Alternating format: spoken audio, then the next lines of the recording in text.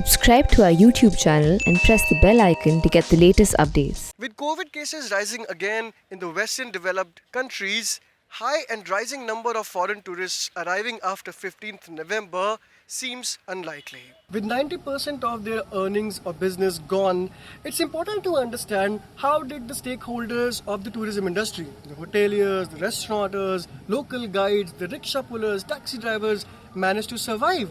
How did they get any help during the most devastating crisis of the economy?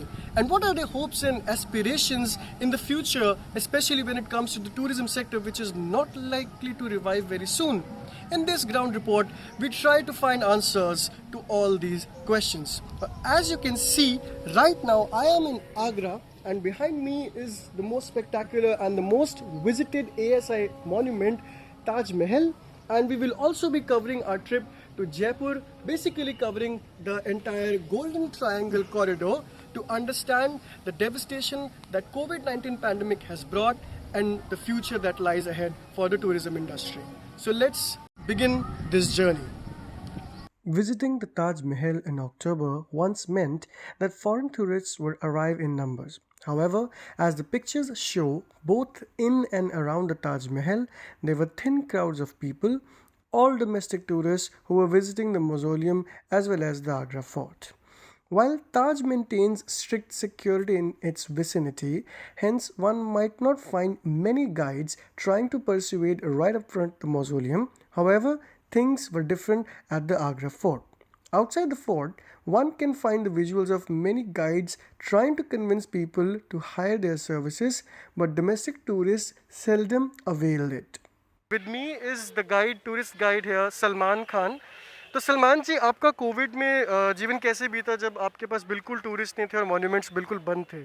आपने कैसे अपना काम चलाया? हमारी जो इनकम थी एकदम ज़ीरो हो चुकी थी। हम जिस कंपनी से काम करते थे वो भी मतलब कंपनी बंद हो चुकी थी। 1.5 ईयर से ज़्यादा हो चुका था।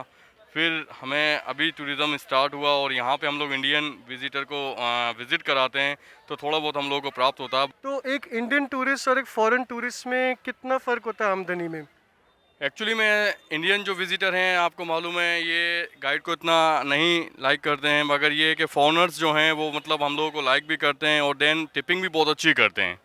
सो बस यही है कि जल्द से जल्द फ़्लाइट स्टार्ट होंगी तो हमारे कारोबार को बस ये है कि सपोर्ट करें टूरिज़म को। टूरिज़म जो है आगरा का सबसे बड़ा सेक्टर है और वही सबसे ख़त्म हो चुका है। बल्कि हिंदुस्तान का सबसे बड़ा सेक्टर है वो टूरिज़म है, और आगरा तो 99% है बिकॉज ऑफ ताज महल। सो इसीलिए बस मैं सरकार से यही निवेदन चाहूँगा कि प्लीज़ जल्द से जल्द फ़्लाइट और स्टार्ट करें। After entering the gates of the Taj Mahal, one encounters dozens of cameramen trying to convince people to get pictured by their lens. However, with smartphones in hands, people did not seem interested in their services either. और lockdown ख़त्म हुआ है उसके बाद तो ये समझिए कि 10% भी बिजनेस हम लोगों का नहीं रहा है, और अधिकतर वही हिंदुस्तानी टूरिस्ट हैं। विदेशी अभी ना तो फ्लाइट चालू हुआ है और ना कुछ, तो इंडियन टूरिस्ट से कोई इतना बिजनेस तो होता नहीं है। Rajpal Singh, who has been in the business since the Valentine's Day of 2003, says that allowing phones and electronic devices had already hurt his business. COVID just exacerbated the situation. और फिर उसके बावजूद एक security मैंने हर जगह देखा है, मंदिरों में जाइए या मस्जिदों में जाइए या कहीं पे भी गुरुद्वारों में जाइए, mobile is not allowed. But इस ताजमहल जैसे संवेदनशील इलाके में यहाँ मोबाइल अलाउड। तो मोबाइल अलाउड होने की वजह से भी हम लोगों का जो भी बिजनेस में पहले तो है ही नहीं, और जो भी थोड़ा बहुत बिजनेस अगर होता भी तो मोबाइल अलाउड है, इस वजह से बिजनेस तो बिल्कुल ख़त्म है। लेकिन ये है कि 100, 200, 500 रुपये अपने कमा करके गुजारा कर लो। Tourist guides and photographers who are directly employed due to the tourism industry are not the only ones who are affected. According to the city's Tourism Welfare Board Secretary Vishal Sharma, about 12 to 15 lakh people who are employed in the ancillary or subsidiary businesses or who provide supplies to the front runners of the tourism industry have also seen a massive fall in their businesses. Which is why the once upon a time a crowded market around the Taj Mahal was quite empty when we visited. Shopkeepers sat idle as domestic tourists seldom bought souvenirs. Even for the auto rickshaw drivers, who in a normal city have started running fine, things do not seem easy in Agra. वैसे तो season में तो foreigner ज़्यादा आते हैं तो foreigner ही मिलते हैं. अभी फॉरनर नहीं है तो लोकल इंडियन जो भी आ रहा है वही कर रहे हैं हम सब. तो लॉकडाउन के टाइम पे आपने अपना घर का गुजारा कैसे किया? सर वो लोकल चले हम लोकल काम कराए. जैसे कोई आ गया 10 रुपये 5 रुपये में कोई बैठ गया इधर छोड़ना उधर छोड़ना है कि वही लोकल काम कराए. फॉरनर कभी कभी तो सवारी नहीं मिलती थी और कभी 100 रुपये की या 50 रुपये की सवारी मिल जाती थी तो खुदा का बड़ा शुक्र करते थे आज 100 रुपये की सवारी हो गई. About 5 hours drive away from Agra lies Jaipur, another city popular for tourism. However, despite pleasant weather, the footfall to the city's touristy places was far less than the pre-pandemic levels, visuals tell us. One could see the desperation among tourist guides, the jeep pullers and the local hawkers who mostly were sitting idle since tourists were not coming. There were some domestic tourists, but like Agra, they were also reluctant to hire their services. Jaipur's Amir Palace, which is also known for giving the luxurious Grand Maharaja experience to foreign tourists. Ever since the COVID pandemic has struck, not a single foreign tourist reportedly has arrived, and we have people who are guides, who are hawkers, who are peddlers, who are jeep pullers, elephant pullers, and we will try to get a picture from them. How did they manage to get survive COVID, and what are their futures expectations ahead? So right now with me we have Mr. Mohammed Ehsan. We have Mr. Mohammed Ehsan, who is a guide at the Amir Palace. Let's talk to him. तो आपका Covid के बाद से आपको कितना आपको लगता है फॉरेन टूरिस्ट यहाँ पे घटा होगा?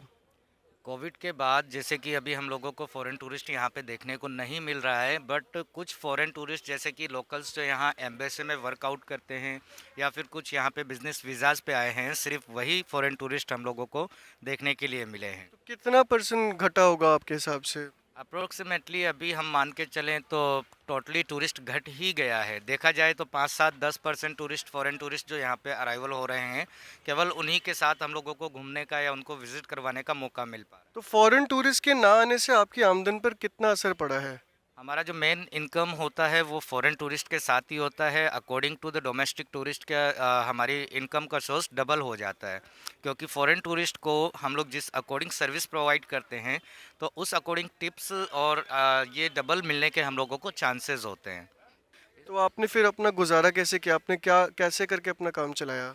गुजारा तो सर काफ़ी मशक्क़तों के बाद किया, जैसे कि कहीं से कर्जा लेना या किसी से उधार लेकर अपना घर गृहस्थी चलाई, और जिसमें क्या जैसे कि सरकार की तरफ से भी कोई सहायता हम लोगों को प्रोवाइड नहीं की गई.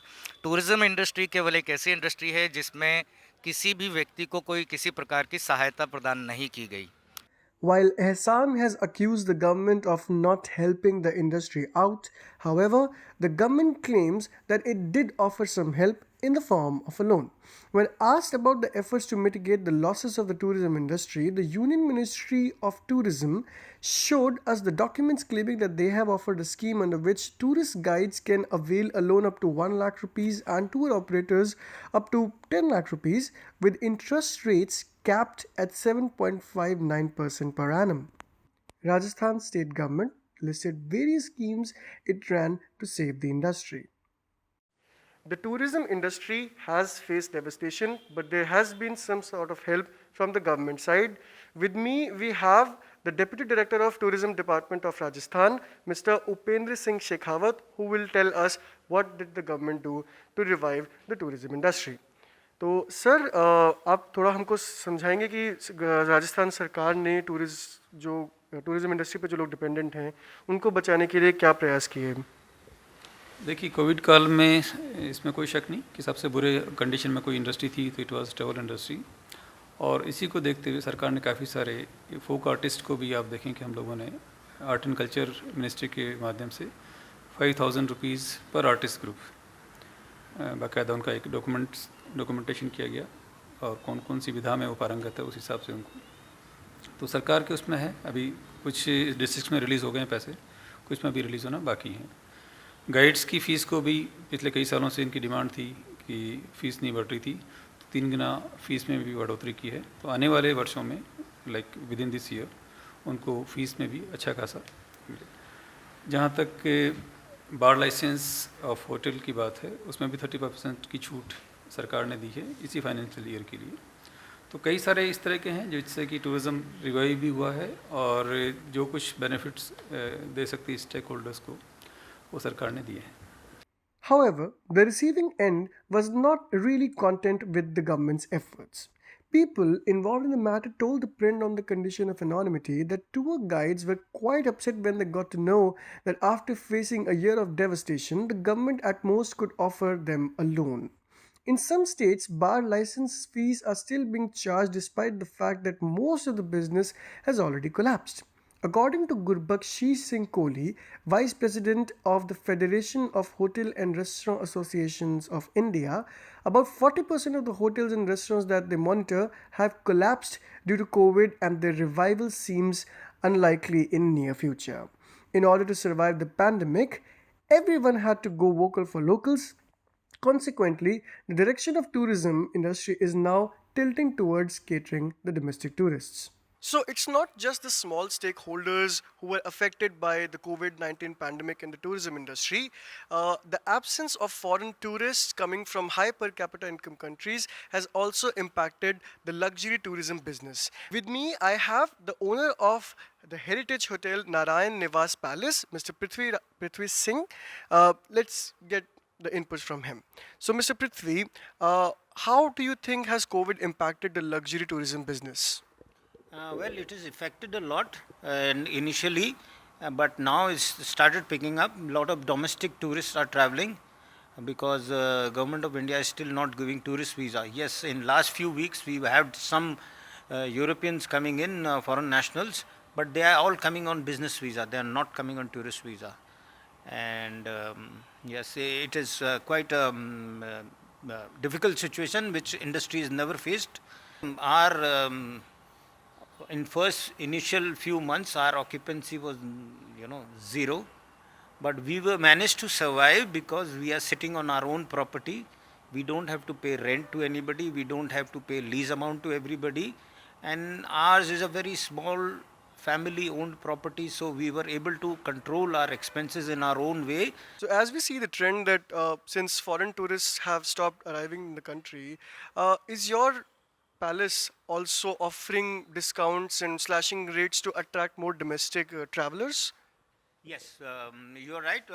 We now the domestic traveler to my hotel has increased a lot. Yes, we used to get a lot of domestic tourists even before pandemic, but it has increased many folds, and for that we had to cut cost, lower the prices, make attractive packages. And not only us, many five-star deluxe hotels which were non-affordable to domestic travelers earlier have slashed their prices and come out with attractive packages, and everybody is surviving on domestic and weddings. And weddings. So how long do you think that luxury hotels can survive on low price mechanism that they right now have put it out for ad hoc basis for a short while till the time foreign tourists come? Do you think this low price strategy could work? I feel that another 6 months or so, when the situation in Europe will improve a little bit, foreign tourists will start arriving, and the more and more people get vaccinated in India. For example, even the children now are getting vaccinated. That will directly affect the travel. Now people will probably start traveling more with the family. While hotel owners and restaurants managed to meet their expenses through domestic tourism, however, things were not easy at the Hathi-Gaon, a village where elephants live, close to the Amir Fort, where they carry passengers. While there are hopes that the tourists will come back and the tourism industry will revive itself, however, there exists an elephant in the room literally behind my back, and that elephant's name is Rangoli, who is 24 years old. And 24 नवंबर तक हाथी की सवारी बंद रही। 17 मार्च से लेकर 24 नवंबर तक Aamir fort में एलिफेंट की राइड बंद रही। बिल्कुल आपकी कमाई का जो साधन था वो जीरो था। जी बिल्कुल। तो एक दिन में हाथी कितनी सवारियां कर पाता है आमिर किले की? आमिर फोर्ट में एक हाथी जो पीक सीजन के अंदर होता है वो पीक सीज़न के अंदर 3 से 4 नंबर एलिफेंट के पर एलिफेंट के हो जाते हैं। 4-5 लोग सवारी उसकी आमिर किले की हो जाती है, और क्योंकि यहाँ पर जो भी सारे एलिफेंट्स हैं रोटेशन नंबर के हिसाब से आमिर फोर्ट जाते हैं राइड कराने के लिए। 1100 रुपीज़ पर एलिफेंट की राइड है जो 2 लोगों के लिए अलाउंस होती है नीचे से ऊपर ड्रॉप करने की। After this trip to the Golden Triangle, there are a few things that have become crystal clear, especially the impact of COVID-19 on Indian tourism. One, that it mostly thrived upon the patronage of the foreign tourists, but now the tide, both from the government and the private sector side, is tilting towards the domestic tourists. Everybody is trying to woo the domestic tourists because right now they don't have options. Most of the people who are working in this industry currently stand indebted. They have taken loans, and even if they get ample tourists in the good times, they will have to repay their debts. So the recovery time for this industry is expected to be a little longer. At present, how this industry revives and recovers itself totally depends on how the world fights against COVID. With cases rising in the United States, United Kingdom and the European region, it seems unlikely that from 15th November, tourists will start flocking into India for leisure purposes. With cameraman Suraj Singh Bisht, this is Nikhil Rampal reporting for ThePrint.